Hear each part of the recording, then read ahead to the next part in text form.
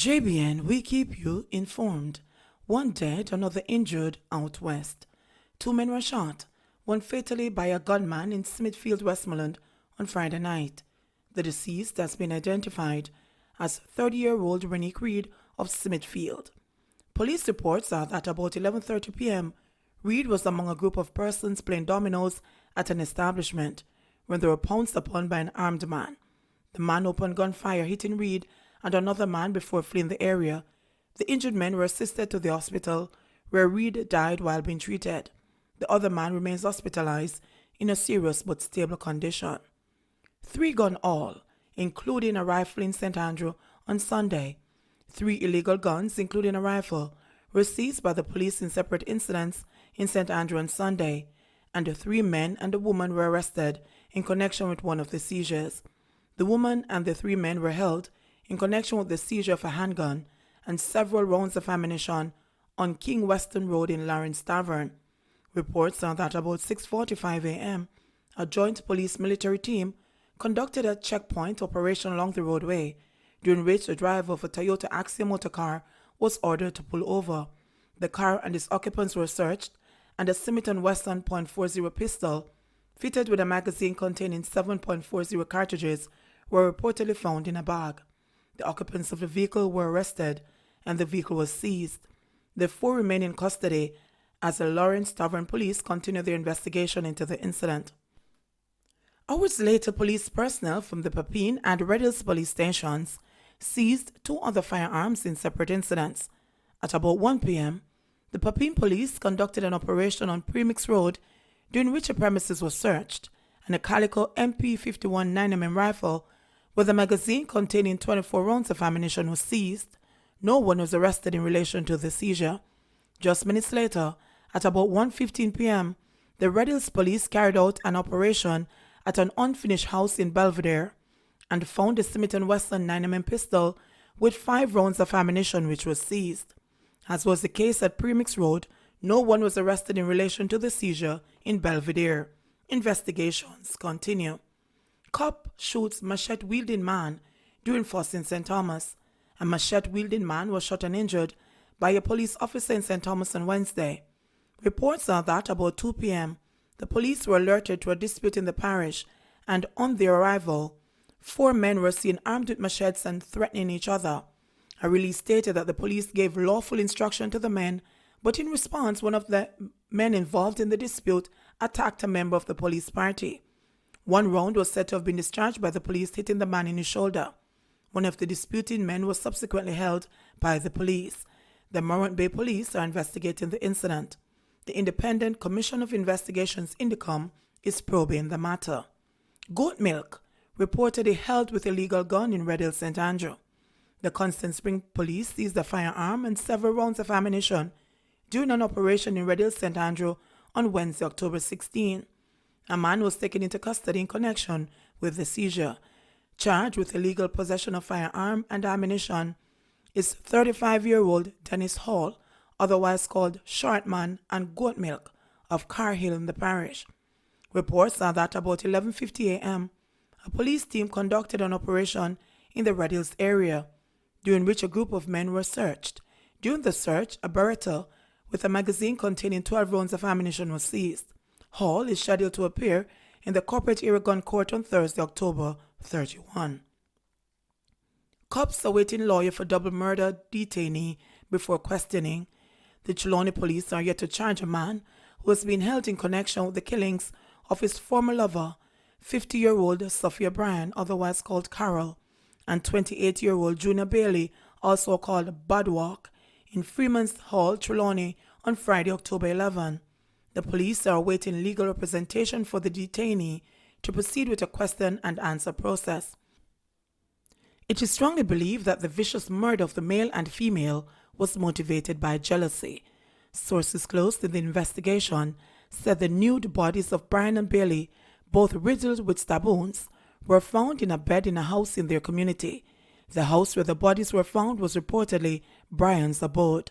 The Trelawney police subsequently took into custody a man who was named as a person of interest in relation to the killings. Reports are that about 4 a.m., the police were called after the bodies of Brian and Bailey were found in the house. The police subsequently named Garfield Edwards, otherwise called Milo, as a person of interest in relation to the double murder. Brian is said to have recently ended a relationship she had with Edwards, who is also a resident of Freeman's Hall. Edwards was said to have been held by the police in a nearby community on the night following the discovery of the bodies. Charges coming for families that abandon relatives in hospitals.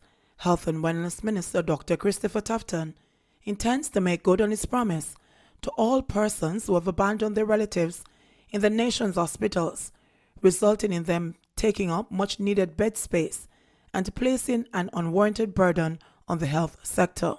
During his contribution to the sectoral debate in Parliament earlier this year, Tufton had announced that the government was mulling over the idea of taking legal action against delinquent persons who are using hospitals as babysitters.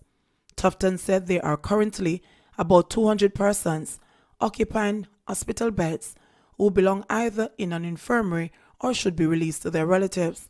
But under the law, hospitals are designated a place of safety, and persons, even though they may be well enough to be discharged, cannot be forced to leave. We have engaged social workers within the sector to identify specific cases. We have got permission from the Attorney General's office to engage private attorneys to move the process further, and we have already started the process, the health minister said. Cases should be before the court before the end of the year. Social cases take up significant bed space. At present, there are 3,500 beds in hospitals across the island, 1,500 short of the 5,000 mark that would be an ideal starting point to satisfy the sometimes overwhelming demand. State-run hospitals are reeling under the weight of not being able to adequately cater to the sick, and social media has been abuzz with images of patients sleeping in chairs and on benches due to a lack of bed space. Some persons have been in the hospital for 5 to 7 years. They have been abandoned by their loved ones, and we intend to test the legal system and compel them to care for their own, similar to how fathers are ordered by the family court to take care of their children, Tufton said. We do not know what the court may rule, but we are not going to allow this to continue. He said there were genuine cases where people were no longer in need of health care but are infirm and have no place to stay. In these cases, Tufton said the health ministry has been seeking assistance from the Ministry of Local Government and Community Development. We have started the conversation with local government in dealing with genuine indigent cases. We are going to move out those who belong in infirmaries and put them there. For every 200 beds being occupied in this manner, we deny 10,000 Jamaicans the right to decent health care, the minister said. Rainwater harvesting systems to be installed at 30 more schools. At least 30 additional schools will benefit from rainwater harvesting systems to be installed by the Rural Water Supply Limited, RWSL, over coming months. The agency recently commissioned into service systems installed at Rock Hall All-Age School in St. Andrew and Enid Bennett High School in St. Catherine, with another 30 set for completion by the end of the 2019-2020 fiscal year. RWSL Managing Director Audley Thompson said that the agency's increased budget is enabling it to install systems at more educational institutions and communities. Thompson indicated that the RWSL had discussions with the Ministry of Education, Youth and Information and obtained a list of 182 primary schools which also require improved water supply, adding that funding is being sought to install systems at those institutions. The managing director was speaking at the recent commissioning of the $7 million rainwater harvesting system installed at the Enid Bennett High School. Meanwhile, Thompson said the RWSL will be installing 26 minor water supply systems, which will afford improved access to the amenity for some 65,000 residents island-wide.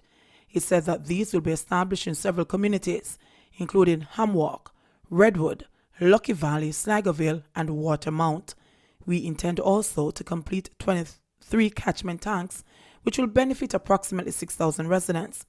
We will continue to earnestly fulfill the mandate which we have been charged with by the government and people of Jamaica, Thompson stated. He indicated that RWSL recently provided water solutions to the Garden Hill Primary School in St. Catherine, where the institution is being utilized to supply the community storage tank with pipelines instituted to facilitate distribution. Additionally, rainwater harvesting systems, storage facilities, and a number of 400-gallon black tanks were also provided for residents of Gibraltar in the parish, with funding from the Inter-American Development Bank. The RWSL is an agency of the Ministry of Economic Growth and Job Creation, with a mission to design, plan, and implement potable water infrastructures. JBN, we keep you informed.